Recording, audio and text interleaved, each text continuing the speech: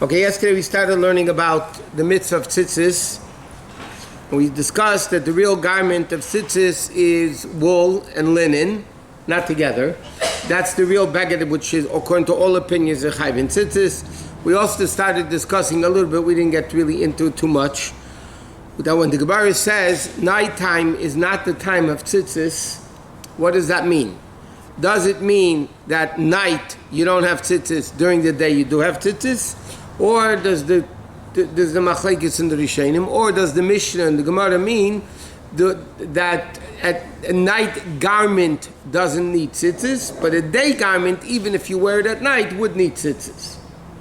We discussed yesterday, for instance, you have something called a blanket. You have a blanket on your bed.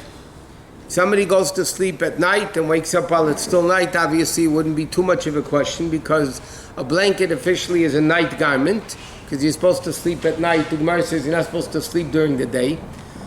So, and you're sleeping at night, so therefore there's really no problem with it. But according to the opinion, that says that if you wear it during the day, even a night garment would need tzitzis, the question is, so then why don't we have tzitzis on blankets? Well, we said, because most people rely on the opinion that says during the day you don't, if it's a night garment, you don't need tzitzis even if it's during the day, and therefore a blanket is a night garment, so you don't need to have tzitzis on a garment. But otherwise, the fact that you cover yourself with a blanket, halachically is called wearing.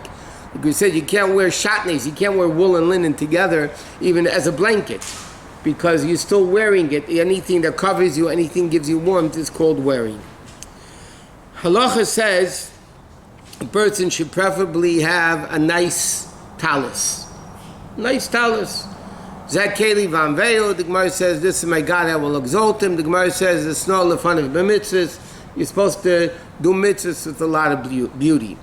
Because of that, many people have crowns on the talus, some gold, some silver, some little decorations on top of the talus. There's two reasons for that, by the way. One is just to beautify the mitzvah. Another opinion is, even though the Arizal was not makpid on it, but there are other opinions that say you should always have the top of the garment on top of the talus, the big talus, and the bottom of the garment on the bottom. Now, if you have the top and the bottom of the talus, the big talus is exactly the same thing. Sometimes you put it on this way, sometimes you put it on this way. So sometimes the top you'll be wearing is bottom, sometimes bottom is top. But if you have like an atar, a crown on top of it, then you'll know always the the right way of doing it. You'll always have the same thing. In Chabad, we don't use ataras, and in Chabad we don't have crowns. Decorations on top of the talus. There's a few issues about that. The simple explanation is because Chabad believes in that concept of beautifying a mitzvah doesn't mean you add external things to make the mitzvah beautiful. You buy a nicer talus rather than buying a cheaper talus and beautify it by putting something else on the talus. And also there's a whole story, this is what they say, that when the Alter Rebbe was put into prison and they needed money, so all the chassidim that had gold crowns on the talus or silver crowns, they all took them off to sell them to raise money for the Alter Rebbe's imprisonment fund and everything else. And then after the Alter Rebbe was released, they just didn't put them back on. But by Chabad is makpid though, that the top of the talus should be the top and the bottom should be the bottom. So therefore, even though we don't have a crown on top of, like a decoration on top of the talus, but the Chabad custom is that on the top, it's a big piece like this, on top of the talus that goes over your head, should be made out of silk. Should be a silk piece. So Chabad, they always know, because you have the talus, which is wool, and then on this, 2 feet by 2 feet, I don't know exactly what the measurements are, they put it on the silk piece. So that side that has the silk piece is the top of the talus and the other one's the bottom. Now, we know that people wear tzitzis talus katan, that you wear a whole day, and then you have a talus. But we know the custom is that when you wear a talis Shabbos or during the week in davening and you want to go to the restroom, so you don't go into the restroom with the talis. You take off the talis and then go into the restroom. It's not because the talis has any holiness to it. Because the talis is not any holier than the talis cotton, the tzitzis that you wear on your body. So why is it that a talis we don't take into the bathroom, but regular tzitzis we do go into the bathroom with? So it says in halacha that because a talis is a garment designated for davening only, you don't wear a talis the whole day. You wear a talis when you daven. A talis cotton you wear a whole day, so it doesn't matter. But the fact that you wear a talis only for davening, so then the din is because it's a garment designated for davening, you don't wear it in the bathroom out of respect to the davening, not the talis itself. And therefore, people that wear a gartel, which they also only wear during davening, the custom is they don't go into the bathroom with a gartel. They'll take it off before they go into the bathroom.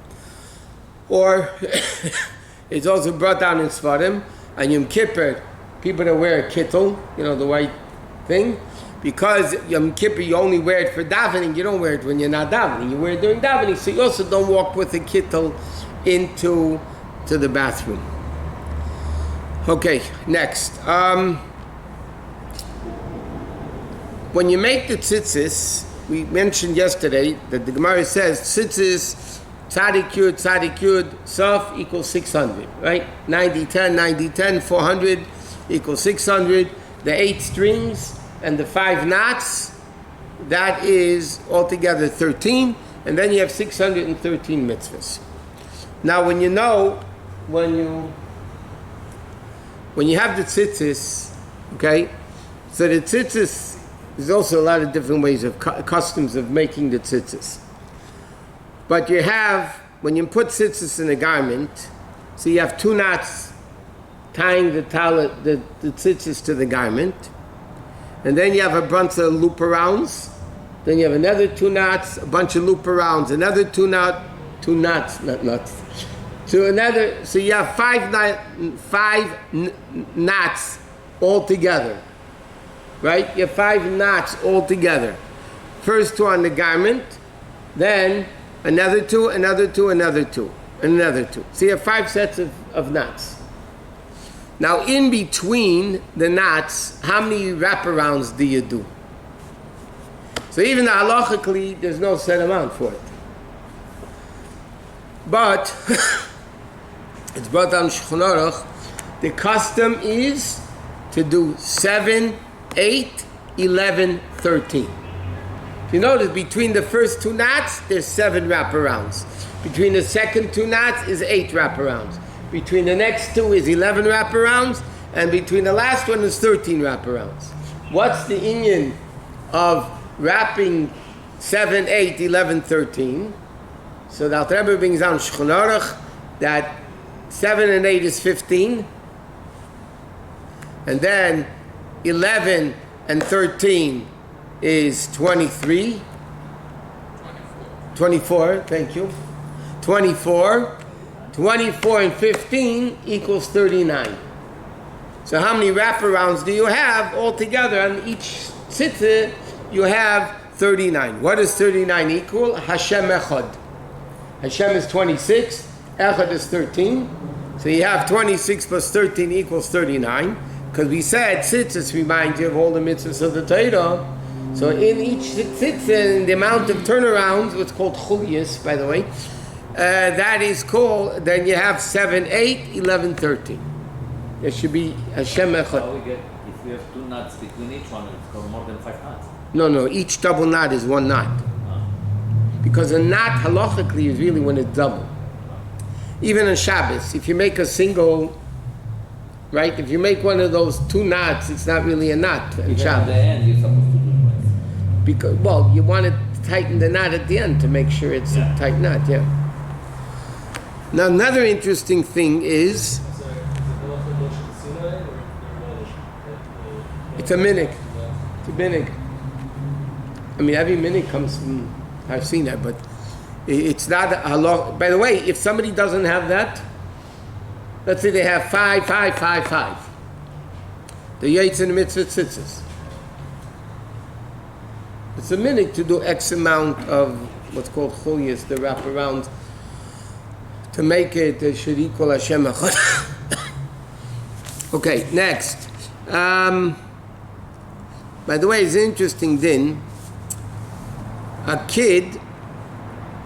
a kid make tzitzis for you? Can a kid put tzitzis into the garment for you? Wrap them, and now you buy them all finished already. But years ago when we were growing up, they weren't, very rarely were they finished. You bought the garment, you bought the tzitzis, and you put the tzitzis into the garment, wrapping them. Or the kids used to make some money. So now the question is, can a kid under bar mitzvah put in tzitzis for you? Or, another question is, can women put in tzitzis for you? So the halacha is no, because they're not obligated in the mitzvah. Kid under bar mitzvah is not minat Torah obligated in the mitzvah. Women, it's a mitzvah connected to time. And because it's a mitzvah, why is tzitzis connected to time? It's only day and not night. What do you say? So it's a mitzvah connected only to daytime versus nighttime. So therefore the din is women are not obligated in the mitzvah, and kids under bar and bas mitzvah are not obligated in the mitzvah. So therefore they really shouldn't put the tzitzis into the garment.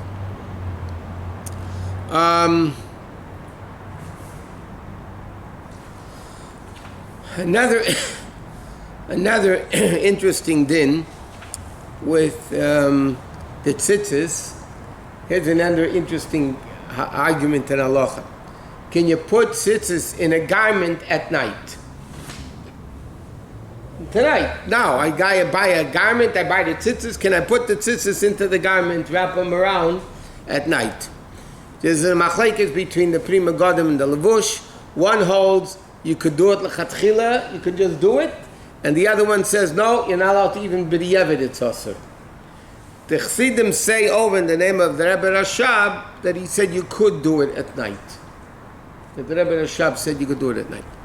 That's what Rabbi Yaakov Lando said, and so again, that's the whole story, making it at night or not making it at night. Okay, next. Okay, a few more minutes. Another thing I was about to say. The beauty... Give me this towel, please.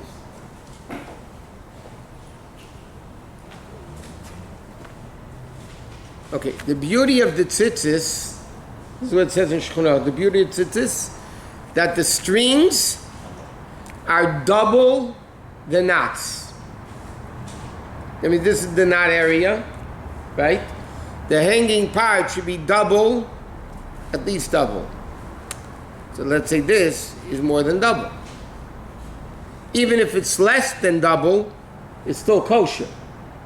But it says in halacha, the noi of the mitzvah, the beauty of the mitzvah is when the knots are a third of the hanging part.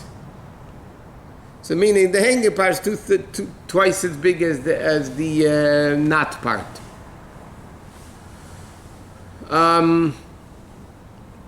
Okay, next. What happens if tzitzis rip? Okay, let me explain another thing with tzitzis. Okay, there's 8 strings, right?